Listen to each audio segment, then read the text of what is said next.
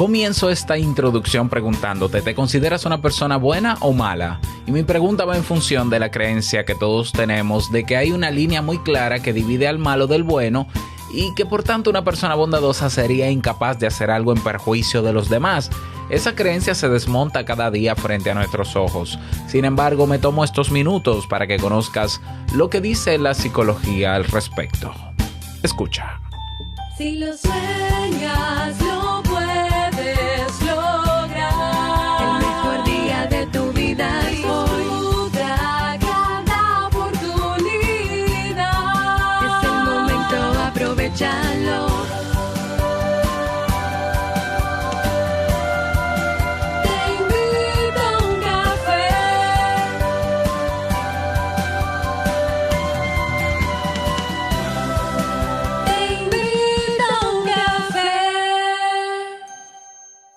Y ahora contigo, Robert Sasuki, consultor en desarrollo humano y emprendimiento.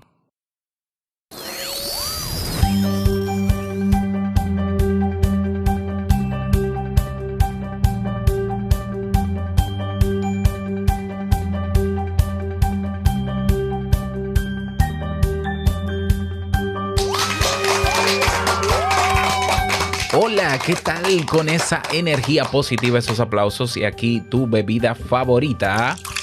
Que espero que la disfrutes conmigo. Damos inicio a este episodio 1260 del programa Te Invito a un Café. Yo soy Robert Sasuki y estaré compartiendo este rato contigo, ayudándote y motivándote para que puedas tener un día recargado positivamente y con buen ánimo. Esto es un podcast y la ventaja es que lo puedes escuchar en el momento que quieras, no importa dónde te encuentres y cuántas veces quieras. Solo tienes que seguirnos completamente gratis para que no te pierdas de cada nuevo episodio, porque grabamos de lunes a viernes desde Santo Domingo, República Dominicana, y para todo el mundo. Y hoy he preparado un tema, como siempre, que tengo muchas ganas de compartir contigo y que espero sobre todo que te sea de muchísima utilidad.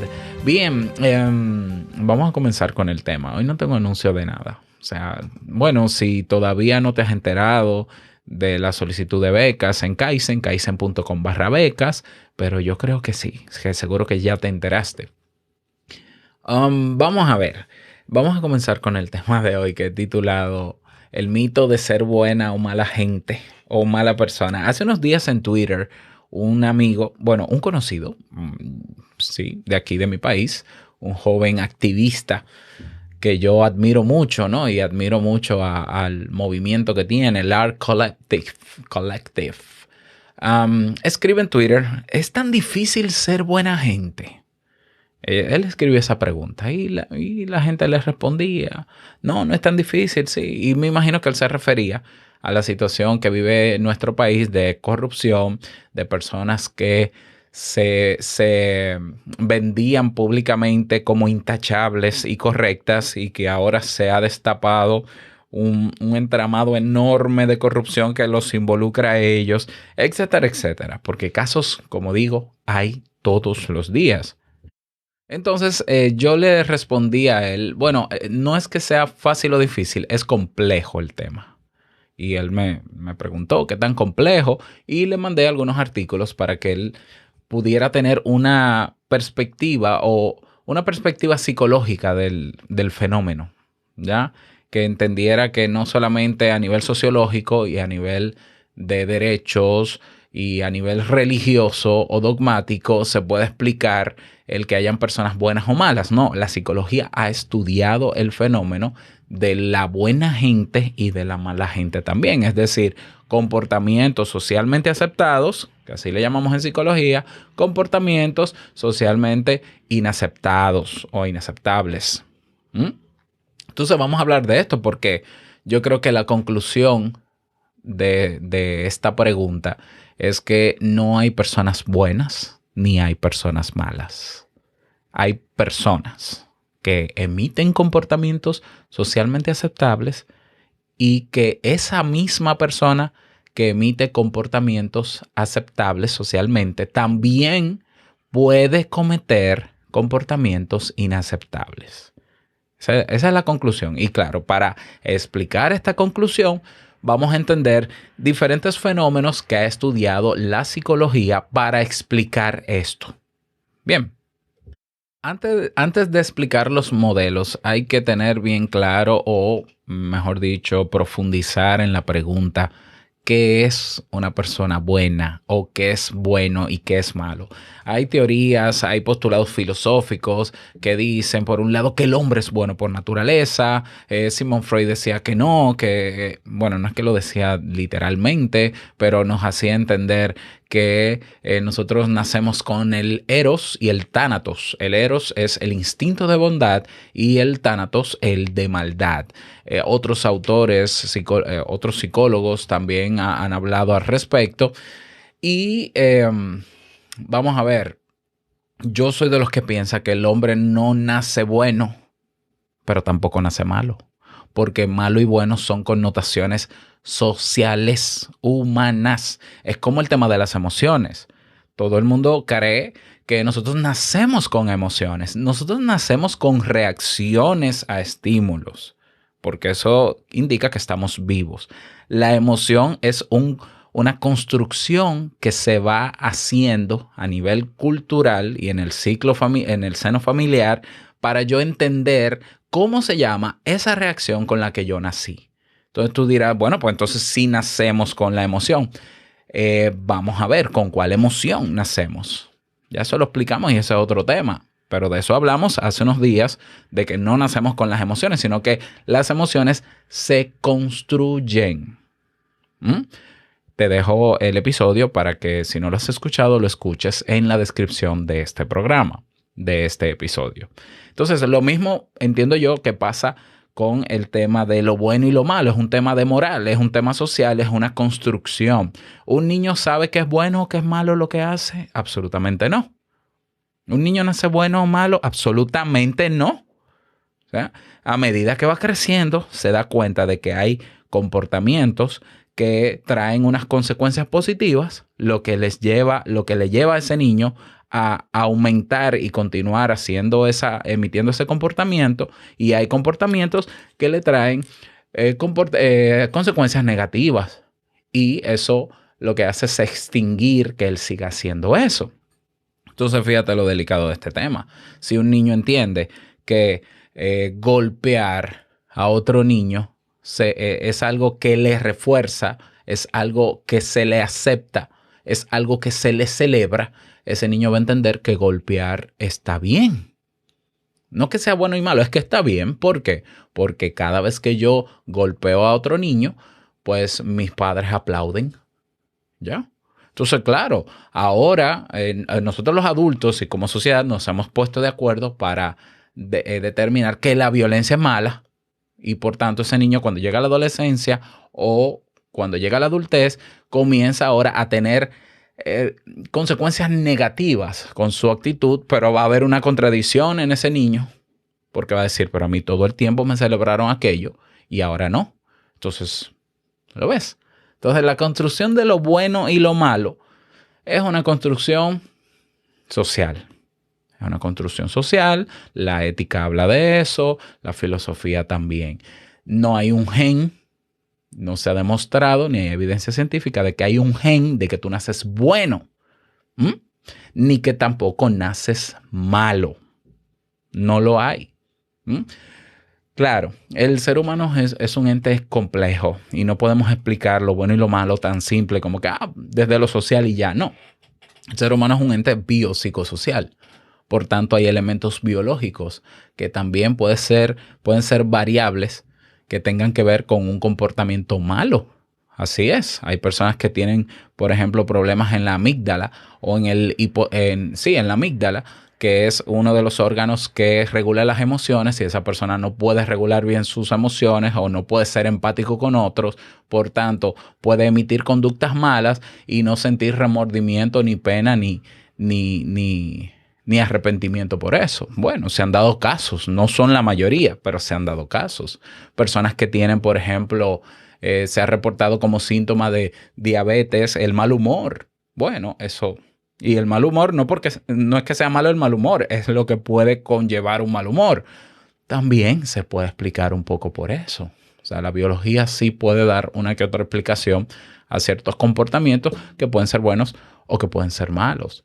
Personas que han tenido accidentes cerebrovasculares y se les afecta la parte frontal del cerebro y entonces dejan de ser empáticos o dejan de pensar en el dolor del otro o dejan de pensar en el otro y piensan en sí mismos. ¿Qué sé yo? Sí, han habido casos.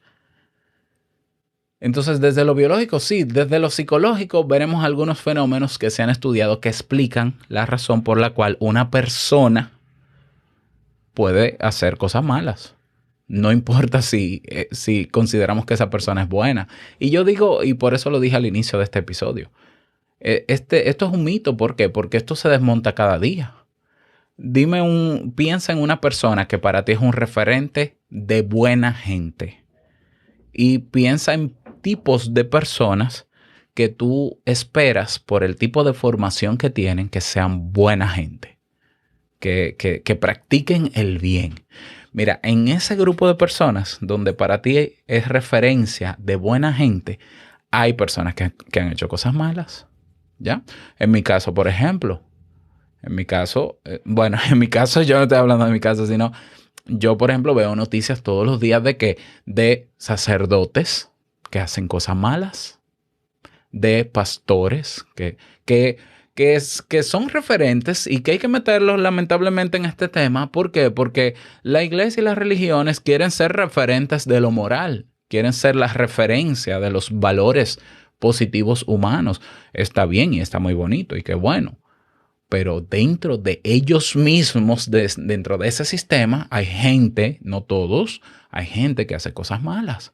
Entonces, si tenemos la mejor referencia de lo que debería ser un sistema que produzca solo buena gente, ya nos damos cuenta de que el sistema, por más que hayan valores, por más que haya sistema, por más que haya una moral y una ética detrás, el ser humano puede cometer cosas malas.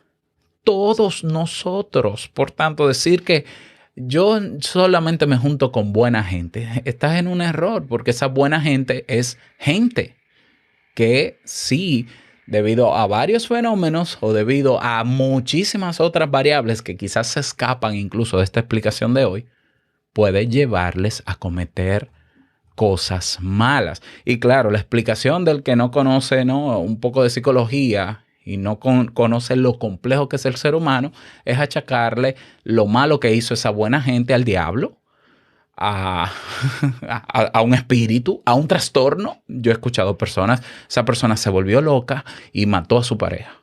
No, esa persona no estaba loca, esa persona estaba cuerda. Es lo más probable que estaba cuerda.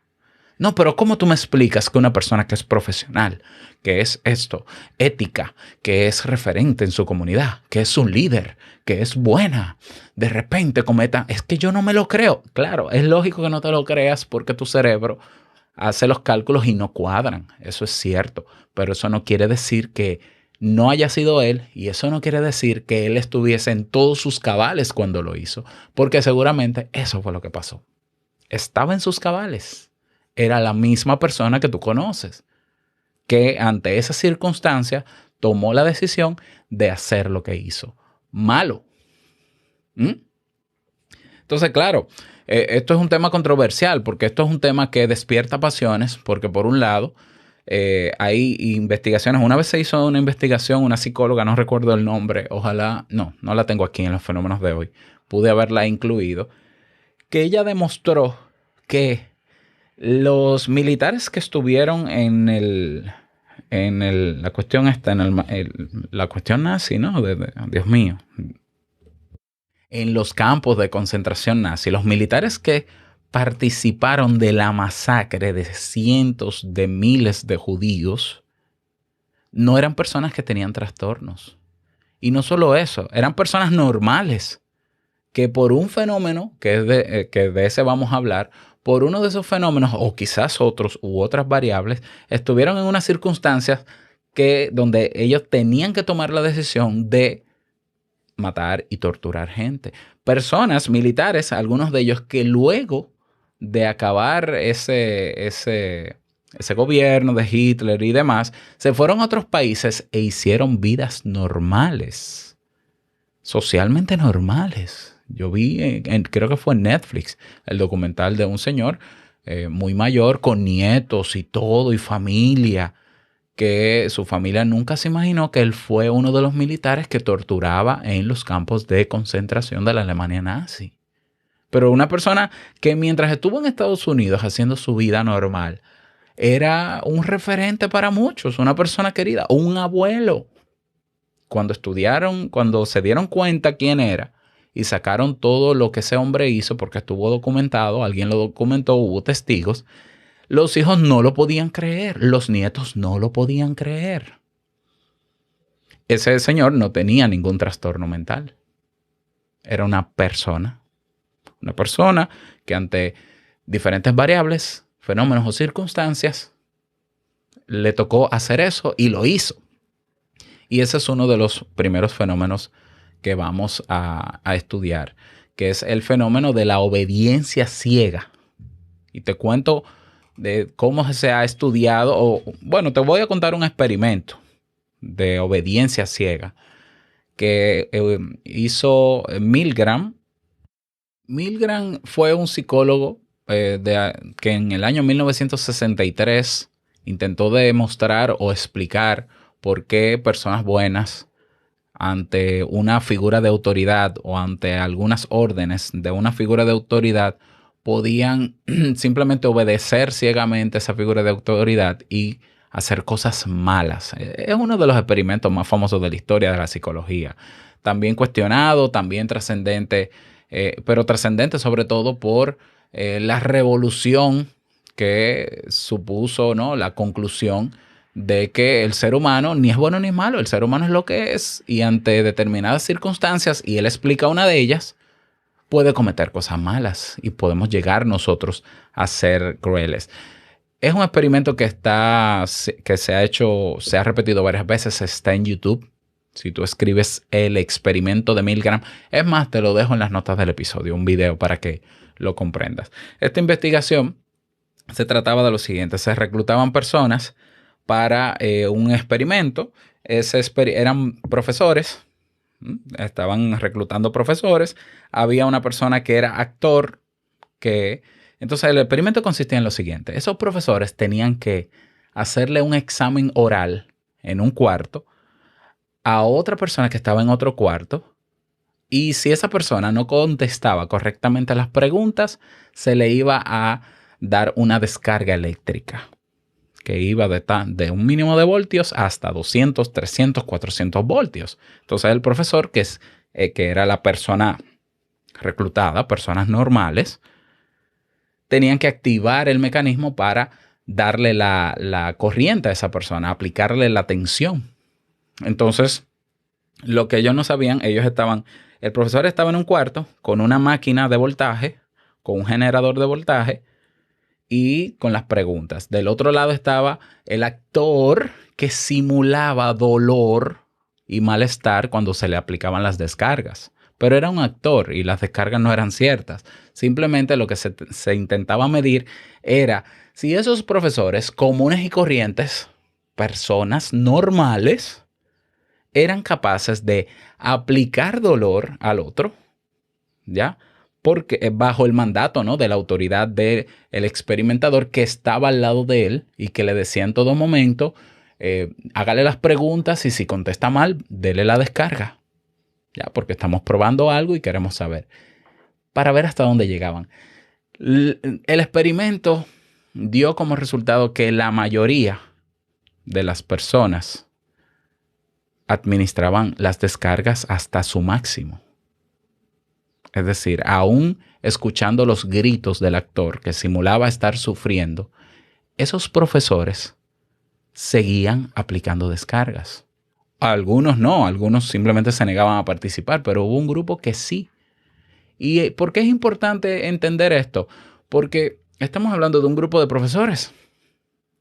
Es decir, que dentro de un grupo de profesores hubo un grupo que decidió obedecer ciegamente porque, como se trataba de un experimento y se le dijo el experimentador le dijo que no, que él no se iba a morir, el actor, o sea, que la otra persona no se iba a morir, que no pasa nada, que siga, que siga, que siga, y le instó a que siga, pues eso tuvo como resultado el que hubo personas que siguieron y otras no. Entonces, a través de este experimento se sacaron algunos factores como conclusión que afectaban a la obediencia de la gente. Por ejemplo, el rol del investigador, el haber tenido en el experimento al investigador al lado del profesor y con una bata blanca vestido de médico, pues entonces eso le otorga una autoridad a su profesionalidad o por su profesionalidad y por tanto esas personas se mostraban más obedientes. Eso es una de las conclusiones. Está la responsabilidad percibida.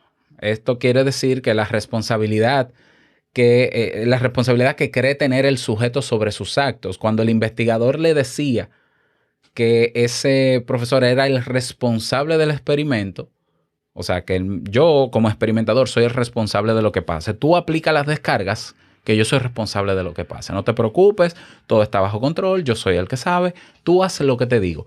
Entonces, esa persona simplemente atribuía la responsabilidad al médico. Por tanto, hacer lo malo, que era emitir las descargas, no le hacía sentir culpable porque la responsabilidad no era de él. Y por tanto, le era más fácil obedecer.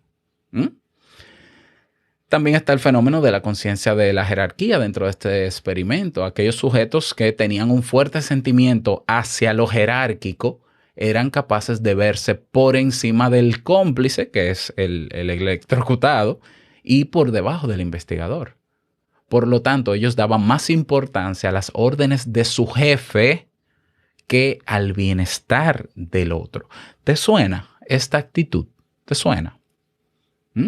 Yo esto lo veo en ambientes laborales con mucha frecuencia.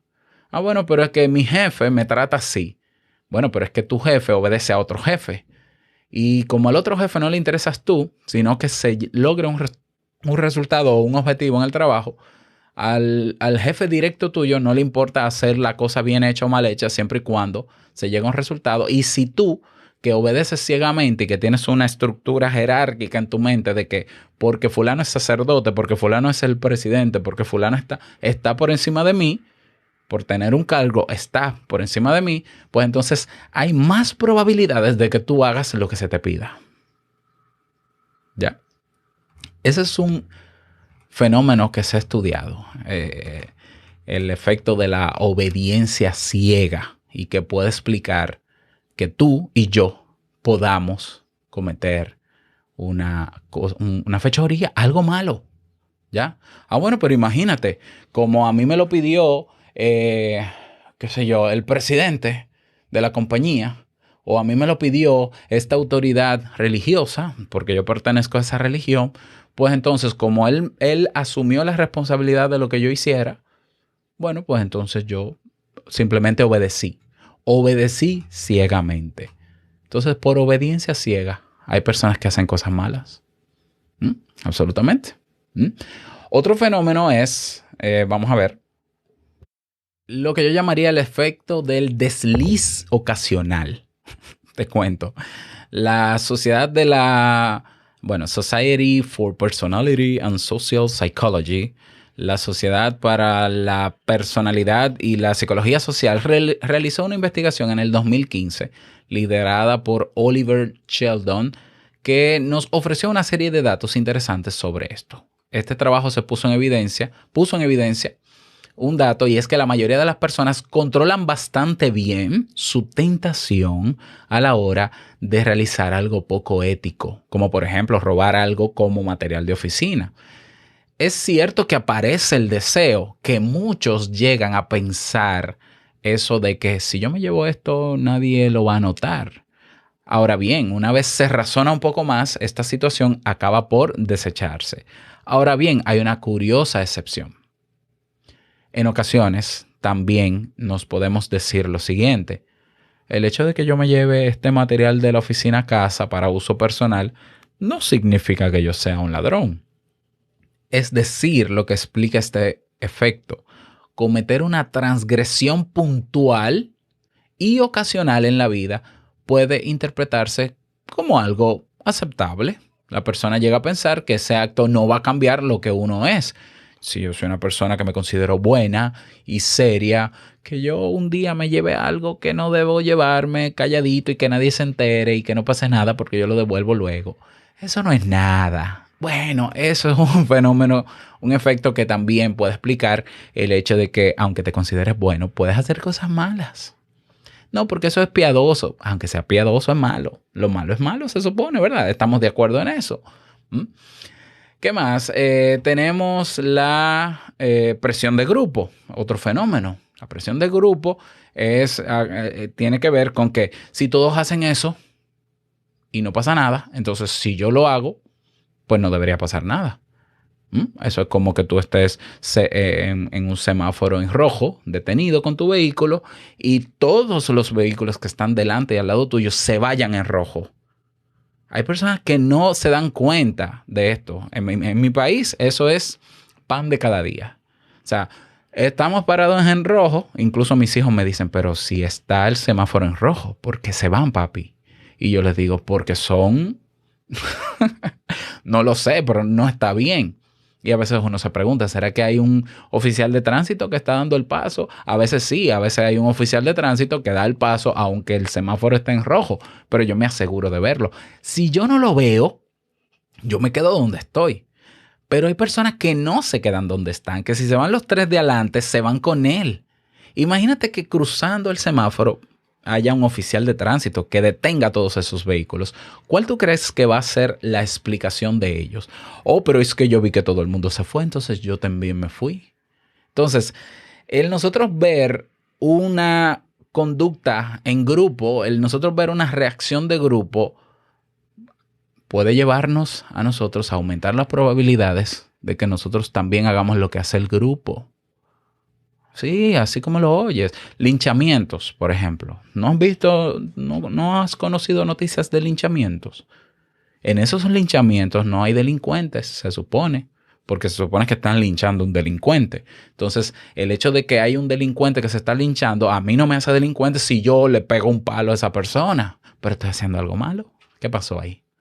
Ah, bueno, pero es que era lo que se merecía y entonces el grupo se enardeció. ¿Y qué tú quieres que yo haga? ¿Que no lo hagas? ¿Que no lo hagas? Pero lo hice. Bueno, entonces eso puede explicar la presión de grupo también, que nosotros hagamos lo mal hecho. Claro que sí. Y la excusa de que si todos lo hacen, yo también. Ah, bueno, mira, este efecto se llama, por cierto, el efecto manada. Claro, el efecto manada. Ok, ¿qué más? Hay otro experimento que explica muy bien o que intenta explicar el por qué personas buenas pueden hacer cosas malas o personas. Volvemos a lo mismo. Es el experimento Zimbardo de 1971. Entonces, te lo explico. ¿En qué consistió este experimento? Reclutó a dos grupos, creó dos grupos de estudiantes de pregrado ante una situación social y él, en esos dos grupos, él a un grupo le dio el cargo de ser guardias y al otro grupo le dio el encargo de ser prisioneros. Dividió dos grupos. Yo te lo voy a explicar fácil. Eso está más detallado en internet, pero que si no, no nos daría tanto el tiempo. O sea, él divide. Miren, ustedes van a ser los guardias, estos son los prisioneros. Ustedes tienen que cuidarlos a ellos para que no se escapen, etcétera, etcétera, y cumplan su condena. Se parece a un juego, ¿verdad que sí? Un juego. Bueno, al cabo de unas semanas de ese experimento, Zimbardo fue testigo de unos niveles de crueldad no previstos y menos imaginados. Estudiantes universitarios liberales, conocidos por su altruismo, por su bondad y su sociabilidad, se convirtieron en sádicos, escucha bien, en sádicos al asumir su papel de guardias. Se llegó a tal extremo de sadismo que Zimbardo se vio en la obligación de tener que detener el experimento.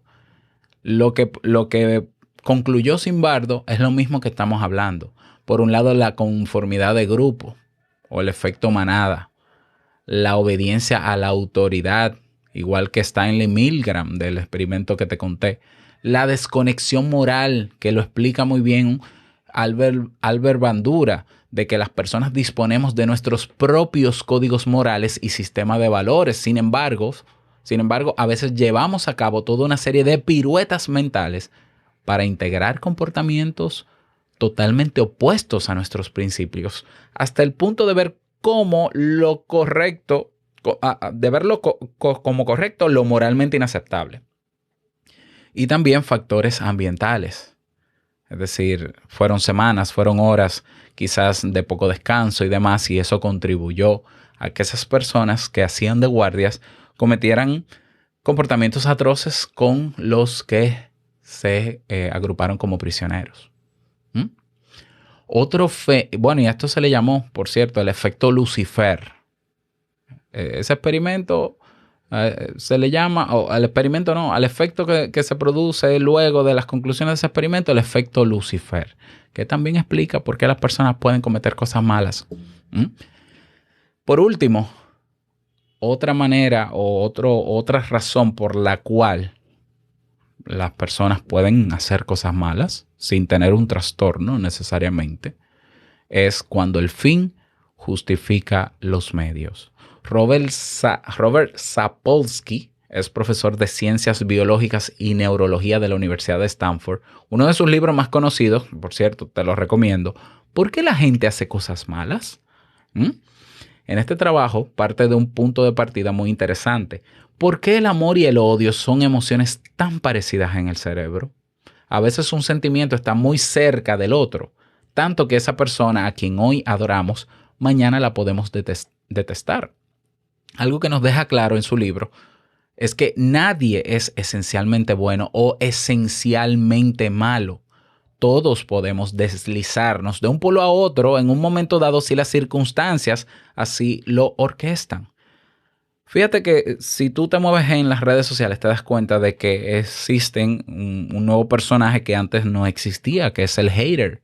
¿Qué es el hater? El hater no es una persona con inseguridades, con trastornos. Es una persona como tú y como yo que no hace una gestión adecuada de su envidia. De su envidia o de su corrección política extrema y moralista. Hay personas con muy alta moral que se convierten en hater porque entienden que el mundo tiene que ser como esa persona piensa. Y entonces, si tú no piensas como yo pienso, yo quiero obligarte a que tú pienses como yo pienso, yo te insulto. Personas que no tienen argumentos en internet para hablar de un tema y lo que hacen es que descalifican a otros. Esas no son cosas malas, esas son cosas malas. Pero son personas, ejecutivos, personas que salen de Twitter y son personas común y corriente y se sientan contigo en un bar y se sientan contigo donde sea a conversar y van a la iglesia también y se hacen pasar por personas buenas. Por eso yo insisto, quitémonos las etiquetas mejor. Somos personas que ante diferentes circunstancias y variables sí podemos hacer cosas malas. ¿En qué porcentaje? ¿Quién lo sabe? Eso no lo sabe nadie ni lo sabrá. ¿Ya? Fíjate el caso de niñeras en las casas que salen muy buenas, todo muy bueno. Entonces tú pones una cámara simplemente por prevención y te das cuenta de que está maltratando al niño. Fíjate nuestras madres. Hay madres que maltrataron a sus hijos cuando pequeños. Tú dirás, no, pero es que yo sé lo que soy, bla, bla, bla. Lo malo es lo que nosotros consideramos malo. Lo malo no es lo que tú consideras malo. Lo malo es lo que socialmente se ha aceptado como malo. Y maltrato es malo como sea. Como sea malo. Entonces, las personas muchas veces nos regimos por impulsos, por necesidades, miedos y pasiones. Y eso puede hacer que cometamos algo poco ético y lo vemos justificable. En las redes sociales activan en nosotros pasiones y emociones sumamente desagradables que pueden llevarnos a nosotros a hacer cosas malas también en las redes sociales. Entonces, para concluir, ya lo dijo Carl Jung una vez, en nuestro interior reside una sombra, una parte que no siempre queremos ver, pero que puede manifestarse en el momento menos pensado. Todos somos luz y oscuridad. En todos nosotros hay una gran cantidad, una gran capacidad, perdón, para hacer el bien, pero también para derivar en el mal. Si esto te preocupa y tú dices, Robert, ¿y entonces qué hago? ¿Qué hago? Vive de manera consciente. Sé consciente de cada cosa que haces, de cada decisión que tomes. No seas un borrego más que porque alguien lo dice y porque es autoridad hay que hacerlo. Piensa por ti mismo. Cuestiona las cosas. Usa el pensamiento analítico. No andes en automático en todo. Hay conductas que tú la puedes hacer en automático, pero no todas. Y no justifiques el hacer cosas porque todo el mundo lo hace. Porque que todo el mundo lo haga no quiere decir que esté correcto. Escucha lo que te estoy diciendo. Bueno, pero es que todas las figuras de autoridad que yo conozco hacen eso.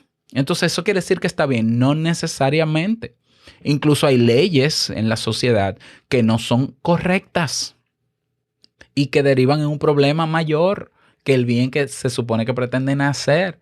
Pero ¿cómo yo deduzco eso? ¿Cómo yo me doy cuenta?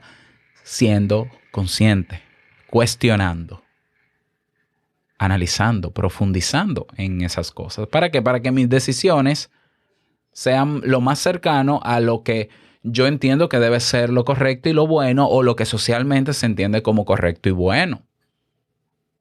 ¿Lo ves? Entonces, con eso es que se trata, no es con terapia, porque esto no es un trastorno. Conciencia, análisis crítico y capacidad de decisión, incluso por encima de la autoridad que sea, que eso es lo que se llama el sesgo de la autoridad. Y muy importante, sabiendo que cualquier comportamiento que salga de ti, sea motivado por un grupo, por una autoridad o por un principio, es responsabilidad tuya. Cuando nosotros asumimos nuestra responsabilidad en todo lo que sale de nosotros, nos damos cuenta que nosotros entonces tenemos un compromiso mucho mayor con los demás. Porque es muy bueno irse en rojo en un semáforo y culpar a todos que se fueron en rojo, ¿verdad? Es muy bueno y es muy fácil yo no hacer tal cosa porque nadie lo hace. Es muy bonito. Eso se llama el sesgo de la responsabilidad externa. No. Tú quieres estar del lado de hacer las cosas buenas. Pensamiento crítico, conciencia. Ser consciente en todo momento de las decisiones que tomes y asumiendo la responsabilidad de lo que tú haces. Y te darás cuenta que no es tan complejo, ¿eh? A veces es una lucha, pero volvemos. Se puede. Entonces ahí está, mito desvelado. No hay personas buenas, no hay personas malas. Hay comportamientos socialmente aceptados y comportamientos socialmente inaceptados que tienen sus consecuencias y que tiene que ser así, naturalmente. Pero cualquiera de nosotros lleva dentro, bueno, va a sonar raro, cualquiera de nosotros puede hacer cosas malas, en conclusión. Así que ese es el tema para el día de hoy. Me gustaría saber tu opinión al respecto. Si encuentras alguna otra investigación que demuestre todo esto contrario, bueno, pues yo la recibo con muchísimo gusto. Puede ser que lo haya, o alguna charla TED, ¿no? Que por lo menos presentan fuentes. Pues compártela. Te invito a que te unas a nuestra comunidad en teinvitouncafé.net. Tienes el botón y nos vemos dentro. Y nada más, desearte un feliz día, que lo pases súper bien. Y no quiero finalizar este episodio sin antes recordarte que el mejor día de tu vida es hoy y el mejor momento para comenzar a caminar hacia eso que quieras lograr es ahora. Nos escuchamos mañana en un nuevo episodio. Chao.